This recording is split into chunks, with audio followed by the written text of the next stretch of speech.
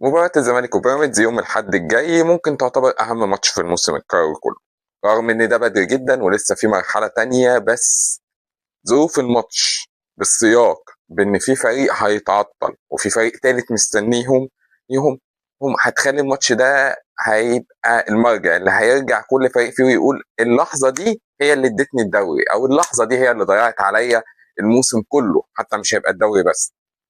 الزمالك حاليا متصدر الدوري متساوي مع بيراميدز، الاهلي رقم 3 بنقطه، وسيراميكا خلاص ابتدى ماتش ورا ماتش يقع ويبعد عن المنافسه، وبالذات ان هو متقدم كمان في ماتش. ليه الماتش ده مهم للدرجه دي؟ خلينا نشوف. الزمالك اخر 5 ماتشات في الدوري بيفوز، الزمالك ما بيخسرش على عكس العاده، هو عايز يحافظ على الاستمراريه، لان اكبر خوف بيواجه الزمالك هو خوف تسريب النقط. يعني ايه؟ يعني احنا كويسين طالما بنفوز، والفوز دفعنا، والفوز نسانا كل مشاكلنا، نسانا مشكله القيد، نسانا مشكله اللعيبه اللي بتفسخت عقودها، نسانا مشكله اللعيبه اللي عندها مشاكل في الفلوس، فمش هتتكلم فيها دلوقتي عشان لما نفوز بالدوري احنا موعودين بكتير، وكل ما بنفوز فوز الدنيا ماشيه، فلو حققنا بطوله يا جماعه كل مشاكلنا هتتحل وهنحقق فلوس وهتحل المشاكل دي كلها. طيب ايه اللي هيحصل؟ الزمالك لو خسر هيبدا الاعلام يتكلم، هيبدا حتى الزملكاويه نفسهم والزملكاويه القدامى اللاعبين القدامى هنبدا نخش مع اصل بيراميدز اتفوق عشان دافع، شفت اللاعب الفلاني عدى من اللعيب ده ازاي، شفت عمل ايه.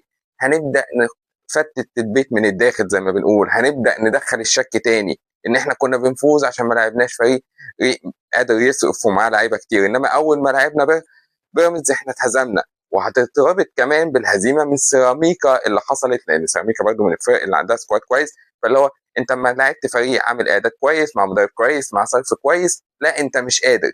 الشك ده لو اتسرسب ودخل للعيبه الزمالك واداره الزمالك وجمهور حتى الزمالك، الزمالك هينتهي. فالماتش ده مفصلي اكتر بكتير على الزمالك من الاهلي وبيراميدز. الزمالك لو ما خسرش تمام، يعني فعليا انسب حاجه للزمالك ان هو ما يخسرش. فاز، فاز هيبقى انجاز، والزمالك لو فاز هياخد كبيره ودفعه كبيره لقدام، وهيبقى توقيفه صعب. ما اعتقدش ان لو الزمالك عدى بيراميدز انه هيقف تاني، الا بقى لو حصل اصابات للعيبه من المحاور الرئيسيه زي اخوان بزيرة، زي ناصر منسي، زي اللعيبه دي اللي ممكن الدنيا تحصل فيها دوب شويه. انما لو خد الكيك وفاز، لا اللي يلحقني يكسرني ومحدش هيلحقه. طيب نيجي الناحيه الثانيه، بيراميدز. بيراميدز برضو اخر 5 ماتشات فايز بيه، هم مش في الدوري في المجمل، وتعافى من بعد التعادل مع الجونه والهزيمه من سموحه وفتره الترنح دي، لا ركب فورمه وماشي. فهو عايز ياخد فرق 3 نقط على المنافس المباشر ويبعد عن الاهلي ويحافظ ان برضه الاهلي يفضل فرق النقطه لو الاهلي فاز على زد وما هيطلعش عليه والدنيا ما تهربش منه، لان بيراميدز ما بيعرفش يلعب تحت ضغط، وجربناها السنه اللي فاتت كل ما بتبقى النقاط قريبه بيراميدز بيقع، والحق اخد نفسي شويه قبل ما اخش المرحله الثانيه. بس الصراحه الضغوطات مش على بيراميدز زي الزمالك، وسكواده كبير ومريحه وهو الاجهز. نيجي بقى اللي قاعد على كرسي المتفائلين والمتفرجين، الاهلي، وهو مستني هدايا الغير. الاهلي عايش السيزون ده كله على هدايا الغير. الاهلي ما بيقدمش اداء، ما بيقدمش كوره، ما بيقدمش حاجه يستحق عليها ان هو ياخد كاس صفيح، مش ياخد دوري على فكره. اداء وحش، ماتش و10 لا، تكنيك غريب، اللعيبه بتلعب في غير اماكنها، اللعيبه ما بتلعبش بنفس، اللعيبه ما بتلعبش اصلا. فهو قاعد عنده ماتش زد على فكره فريق رخم. انت متخيل معايا الزمالك لو فاز وزد عطل الاهلي تعادل او خساره، الزمالك هياخد 4 نقط فرق.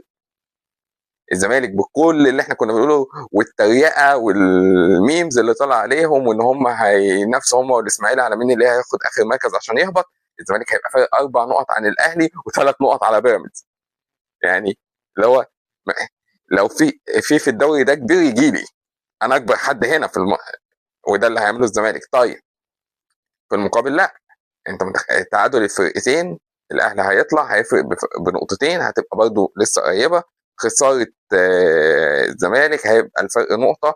فالاهلي التعادل اكبر مكسب ليه ان هو هيطلع، بس خلي بالك هو هيبقى طلوع خداع شويه، لان كده كده كده هم فرق نقطتين، وانت لسه هتلعبهم تاني، وهو محدش فيهم هيعتبر نفسه خسر، وكل واحد فيهم هيبقى لسه ثقته في نفسه موجوده، ولسه مع المنافس المباشر انا ما اخسر. فهي لو بنتكلم ان ده ماتش مفصلي، بس هو ماتش مفصلي على مين اكتر من الثلاث فرق؟ هو ماتش مفصلي للزمالك. قد يكون هو ده ماتش الدوري للزمالك. الزمالك يفوز، يحصل اي تعثر للاهلي قصاد زد اللي هو فريق محترم، ياخد فرق ويركب الدوري بفرق 4 نقط، وهتبقى كبيره قوي، وهيبقى ضمن ان هو هينهي الدور الاول هو المتصدر. او حتى الزمالك يفوز والاهلي عادي فوز بس روح معنويه عاليه، وانا ما حدش قادرني، اعلى فرق بتصرف انا قدها، انا بجمهوري انا تمام. الزمالك يخسر، المشاكل ترجع، ممكن الدنيا تهرب منه.